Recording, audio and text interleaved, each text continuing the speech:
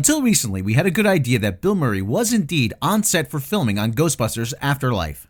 This following Dan Aykroyd calling his participation into question despite Sigourney Weaver and others saying Murray was in the film. The original Young from stars. the first movie? Yes, some from the original. Bill Murray's going to be in it? We're hoping. Come on, Bill. Yeah, we're hoping. Come on, Bill. Yeah.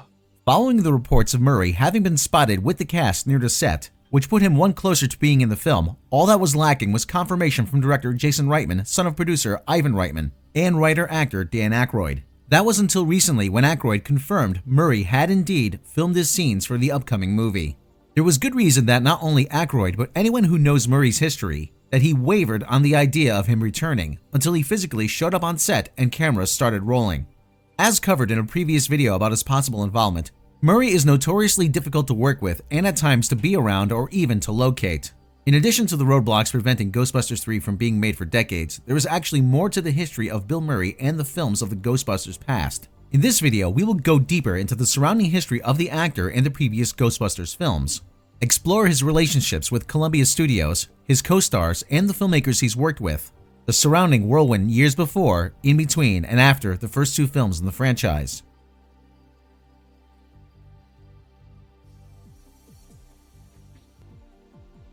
In the late 70s and early 80s, former Second City and Saturday Night Live actor Dan Aykroyd had been busy making a name for himself in movies.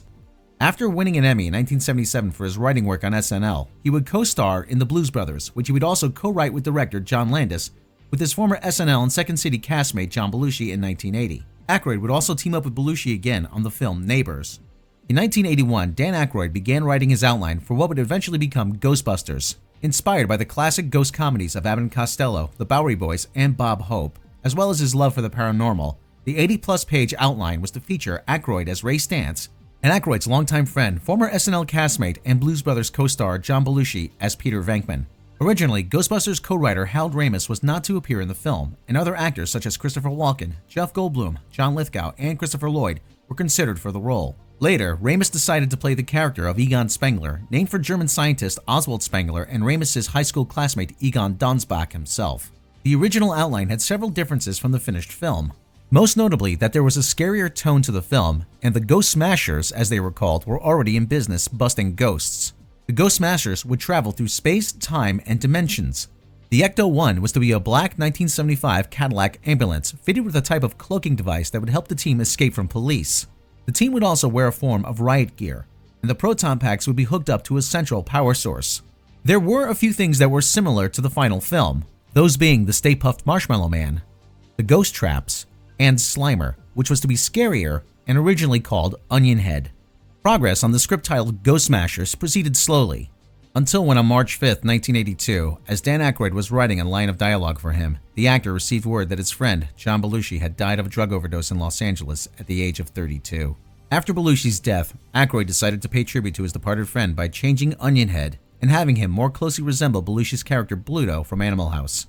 In several interviews, Aykroyd has described Slimer as the ghost of John Belushi. After Belushi's death, work slowed on Ghostbusters. Aykroyd went on to make the film Dr. Detroit, which was intended to be a major comedic vehicle for the writer and actor. The film performed poorly at the box office, with Roger Ebert calling it a, quote, mess, but a genial mess. However, it would be the failure of Dr. Detroit that would indirectly affect the future of the Ghost Smashers project.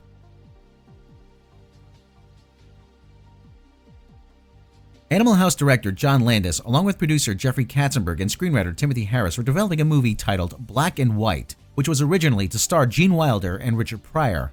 Gene Wilder and Richard Pryor had previously been teamed together in the films Silver Streak and Stir Crazy. Those plans, however, were put on hold when on June 9, 1980, Richard Pryor had severely burned himself in an accident while attempting to freebase cocaine. Paramount would later suggest another SNL actor, Eddie Murphy, whom Landis had seen in a preview screening of 48 Hours to play the role intended for Pryor. Aykroyd replacing Wilder, however, would seem to be a tougher sell.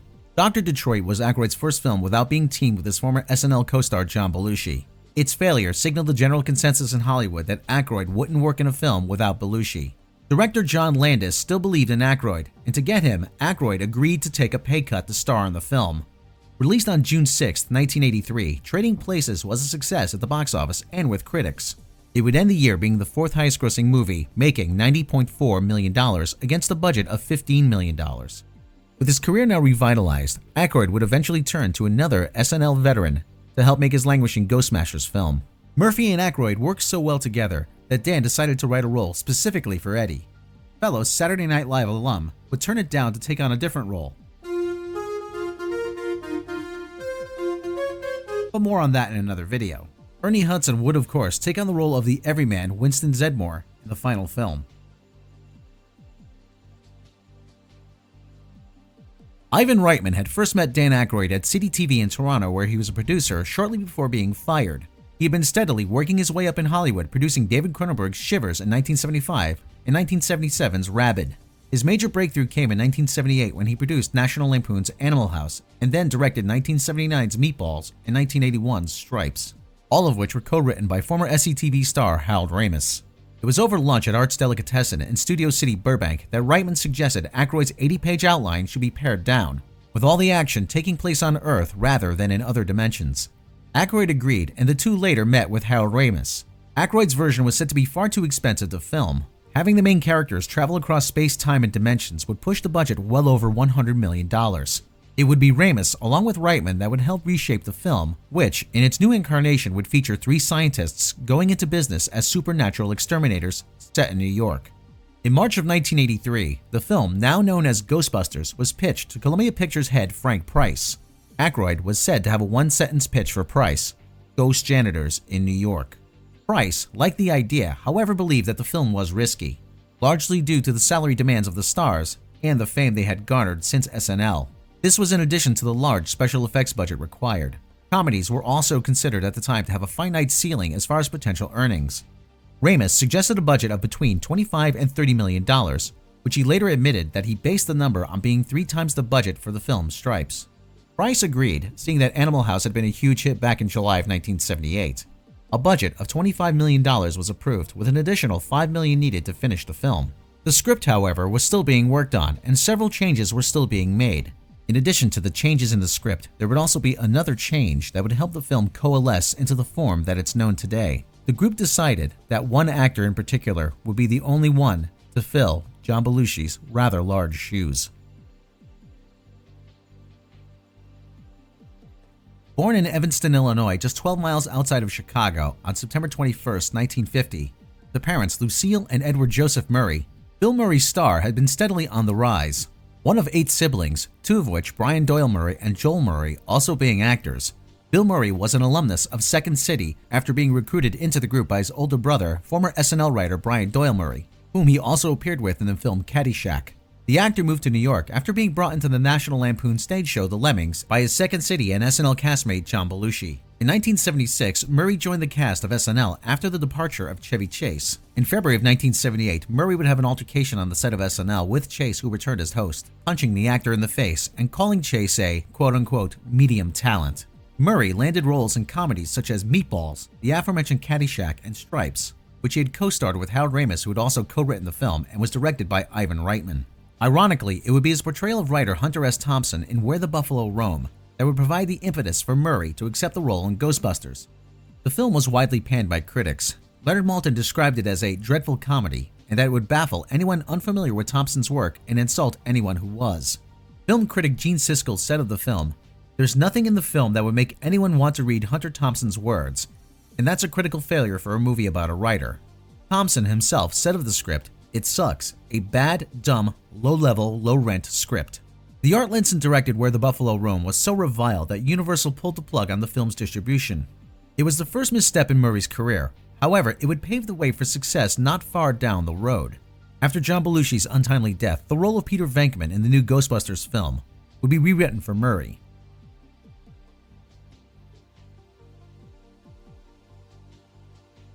At the time, Murray had been known for not agreeing to star in projects until the 11th hour. He agreed to do the film, however, there was a stipulation. Murray had co-written a script based on the W. Somerset Maugham 1944 novel The Razor's Edge. It was Dan Aykroyd that suggested that Murray leverage his participation in Ghostbusters in order to get funding for The Razor's Edge, which Price agreed to fund. Seeing as the budget was $12 million, it was a very low-risk proposition. Murray agreed, however, there was a significant caveat. Murray had to film The Razor's Edge first. Murray would spend most of 1983 filming in France, Switzerland, and in the Himalayas. This made him increasingly difficult to get a hold of. The studio and his co-star Dan Aykroyd were becoming increasingly concerned about his participation and sought to remind him at every chance over the phone and through intermediaries. After completing filming on The Razor's Edge, instead of flying back to the US to begin work on Ghostbusters, Murray had sequestered himself in a hotel for 4 days. He finally emerged when there was a rough cut of The Razor's Edge for him to watch. After screening the film, Murray immediately boarded a plane and flew back to the United States to begin work on Ghostbusters. After arriving in New York 5 days late, he reportedly read the script for the first time in the limousine. Physically exhausted, even when Murray was on set, he wasn't readily available, only emerging from his trailer to shoot scenes and then quickly returning again and falling asleep. When production shifted from New York to Los Angeles around Christmas of 1983, Murray began to realize that the movie was actually more clever than he first thought, and that he had the best part in the film. Murray would appear to actually be enjoying himself. He would be seen mingling with fans between takes and take a more active role on the film. Originally, the part of Louis Tully was written for John Candy, and Pee Wee Herman was in the running to play Gozer. Ivan Reitman claimed that Candy wanted to play the part with a thick German accent and have 2 very large Doberman pinschers, a suggestion that Ivan Reitman balked at. According to actor Rick Moranis, he also had exorbitant salary demands. However, it would be John Candy that would suggest Rick Moranis play the role of Louis Tully. Moranis actually had a working knowledge of taxes and wrote most of his own dialogue, particularly the parts considering tax loopholes and tax laws. Released on June 8, 1984, and opening the same day as Gremlins, the film was a critical and commercial success, grossing $295.7 million on a budget of $30 million. It was the biggest film of 1984, only being surpassed by Beverly Hills Cop, which benefited from a prolonged run at the box office. Roberto Goizueta, then head of the Coca-Cola Company, who owned Columbia at the time, initially hated the film. However, he did come around when the film became successful, boosting the stock value of Columbia's parent company. Murray was now riding a career high with Ghostbusters. The actor now would start to feel the pressure that success would bring him. Before the release of the film, it seemed that Murray was the only one who had confidence in the final product. The consensus around Hollywood was that Frank Price had made a colossal mistake. Though Dan Aykroyd had worked on it for a number of years, Murray often reassured him that the movie was going to be a success. Just how successful took everyone by surprise, including Murray himself. The actor was now a star and would be mobbed by throngs of fans in public. His phone would ring off the hook with offers from producers and studios to star in big-budget films with little substance. Murray would say, "I get the same number of lousy deals. They don't make movies, they make deals." The actor even turned down offers from his friends RAMIS and Aykroyd. The latter had conceived the movie Law of the Yukon specifically for him and Murray, yet Murray would not commit to the project. Murray had aspirations of winning an Oscar, which was the impetus behind him making The Razor's Edge. He and director John Byram spent 18 months writing the movie while driving across the United States, at one point even writing in a eulogy for his late friend John Belushi. The actor had high hopes that the film would raise his profile as a serious actor. Murray said, "There are no dancing gophers or marshmallow men in this thing. I know I'll jump off a ledge if it doesn't open big." It didn't. When The Razor's Edge opened, it brought in a paltry $6.6 million at the box office, less than half of the $13.6 million that Ghostbusters brought in just a few months earlier.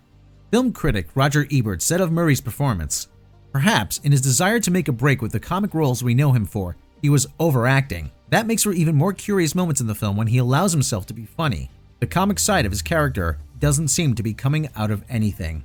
A year later, with Ghostbusters, everyone associated was anxious to make a sequel. The biggest obstacle happened to be the film's biggest star. Feeling the pressure from stardom, Murray went into self-imposed exile in France with his wife Mickey and his 2 sons, Luke and Homer. There, he would study philosophy at the Sorbonne. However, it wouldn't be long before Hollywood came knocking at his door again. This is another reason why I probably won't do Ghostbusters 2, The Deep, Deep Fear that the Academy will not recognize my work. Apart from a small cameo in the film version of Little Shop of Horrors, which his dialogue was largely improvised, Murray had taken a 4-year sabbatical from acting. But in 1987, director Richard Donner, best known for his 1978 film Superman, was developing a modern retelling of Charles Dickens' A Christmas Carol. The director met with Murray for drinks before he accepted the role of television executive Frank Cross. Murray was offered the chance to play Scrooge and found the idea of making the character funny to be enticing. Murray accepted the role and was paid the salary of $6 million, nearly 1/5 of the movie's $32 million budget. Murray worked with Mitch Glazer and former SNL and National Lampoon writer Mike O'Donoghue on the script. The film would also feature parts for his brothers, Brian, who played his father, and Joel, who played his younger brother. Filming was anything but pleasant, with Murray describing the conditions on set as dirty, dusty, and smelly. The actor even recounted at one point the fake snow used on set caused him to cough up blood. Murray and Donner's relationship on set was also strained, with Donner describing the actor as superbly creative but occasionally difficult as any actor. Murray largely improvised his dialogue on set, which made things more challenging, something director Richard Donner compared to directing traffic in New York City. This resulted in many scenes being left on the cutting room floor. The entire end speech where Murray's character prompted the cast and crew to sing along was said to be completely improvised. Actress Carol Kane, who shared many scenes with Murray, would often suffer emotional breakdowns during filming, halting the production. Murray was also said to have a poor relationship with co-star Karen Allen, and that he made her openly cry during filming. Much like his time on Ghostbusters, Murray again would warm up to the cast and crew towards the end of production, yet afterwards the actor would have little positive to say about his time on the set. Through all the adversity, Scrooged was a moderate success when it was released on November 23, 1988.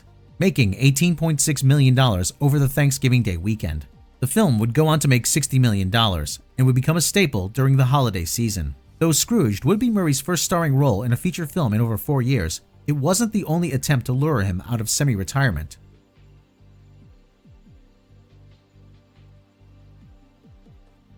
Aykroyd had frequently attempted to convince Murray to do a sequel to Ghostbusters anytime he would talk to him during his self-imposed exile, but to no avail. In addition to Murray's reluctance, there was another obstacle to making the film. British film producer David Putnam, who had produced Chariots of Fire for 20th Century Fox and The Killing Fields for Warner Brothers, was the head of Columbia Pictures for a little more than a year, between June of 1986 and September of 1987. In that time, he had earned the reputation as being the Tom Rothman of his day, and in the process making many enemies in Hollywood. Putnam stated of the movie industry that he believed the medium is too powerful and too important an influence on the way we live, the way we see ourselves, to be left solely to the tyranny of the box office or reduced to the sum of the lowest common denominator of public taste.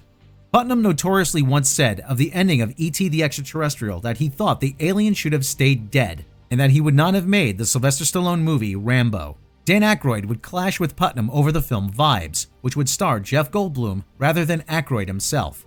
Putnam wanted a Ghostbusters sequel, however he wanted to save money with a younger and more importantly, cheaper cast. This did not sit well with the original cast, and was exacerbated when David Putnam said of Bill Murray, "He's an actor who makes millions of movies, but gives nothing back to his art. He's a taker." Putnam's tenure at Columbia didn't last long. On September 1st, 1987, after reading in the LA Times that Columbia's parent company, Coca-Cola, was reorganizing the entertainment division, Putnam was left wondering if he was still in the studio's employ. On September 17, 1987, Putnam formally resigned as CEO of Columbia Pictures, being replaced by then TriStar CEO Victor A. Kaufman. In September of 1987, Dawn Steele, former president of production at Paramount, who had overseen the making of 1983's Flashdance and 1984's Beverly Hills Cop, and the first woman to run a major studio in the U.S., was appointed president of Columbia Pictures. Her first official act was to get the ball rolling on a sequel to the most important property the studio had, Ghostbusters. In November of 1988, Steele set up a meeting in which Murray, along with his castmates, would be in a room decorated with Ghostbusters regalia at Jimmy's Restaurant near Beverly Hills and Century City. Among those present were their agents. The purpose was an attempt to salvage a sequel to the original film, which had to this point had an unfortunate history.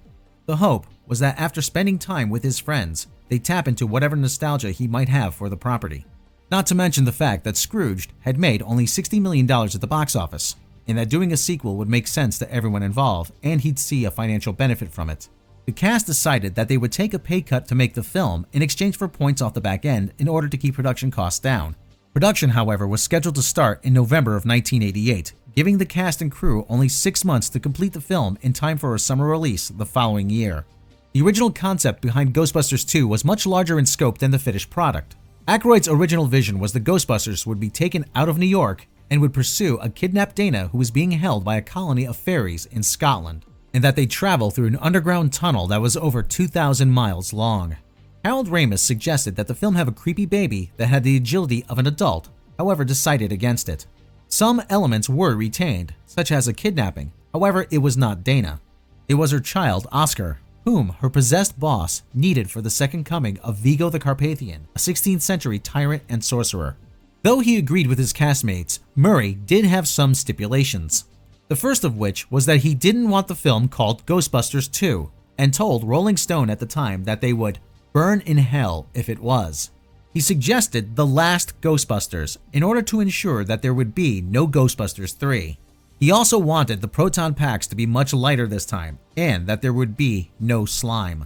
The latter being something that was difficult to accommodate for him, since it was agreed that a river of pink slime feeding off the negative energy running under Manhattan was to be a central plot point of the film. Originally, the movie was to begin with the team riding high on their success after defeating Gozer. Aykroyd, Ramis, and Reitman changed the plot to have them broke, sued into near destitution, and having gone their separate ways. The studio was also keen on their animated likenesses having become more recognizable than the cast themselves, which may have been why we saw a softer edge with more colorful ghosts in the second film. Problems would arise with the film as Murray thought the special effects teams had made significant changes to the movie, and feeling they had fundamentally changed it into something far different than what they had started with. In addition to remaining unslimed, the crew did manage to grant Murray's wish to make the proton packs less cumbersome. The total weight was reduced from 50 pounds to 28 pounds. On set, trouble arose after a fight broke out when Eddie Murphy made a joke during a late-night talk show appearance about the late actor Vic Morrow, who was tragically killed during a helicopter accident on July 23, 1982 on the set of Twilight Zone the movie. As I was saying, he's a good director and all that, but some things didn't work out, and I think he has a better chance of working with Vic Morrow again than me.